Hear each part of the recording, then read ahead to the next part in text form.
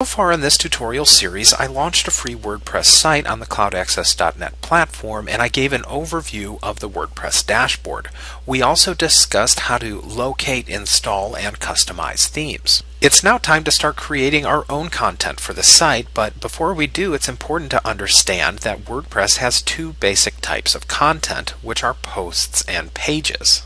By default, when we launch a WordPress site, our home page is a stream of our current posts, and posts consist of blogs, news, or other types of frequently updated content. They're organized by date, author, categories, and tags, and these things we'll discuss in later tutorials, and posts are usually available through an index. Posts also typically contain a commenting area and/or social sharing links. If we open up the Hello World post, which is part of the sample data that comes with our WordPress installation, we can see that it's published with a publication date and an author, and there's also an area to provide comments at the bottom of the post. To contrast this, open up the sample page, which is also part of the sample data that comes with your WordPress installation. Pages are usually permanent pieces of information about the site, like a contact form or an About Us page that you'd like to make available to your site visitors through a menu.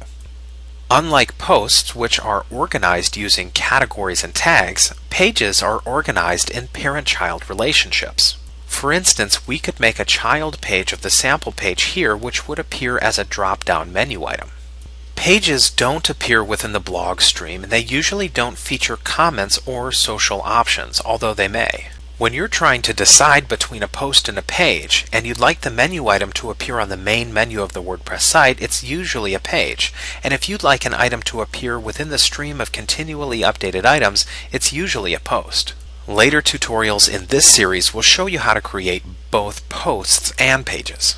The next tutorial will show you how to create categories for posts to keep your posts organized.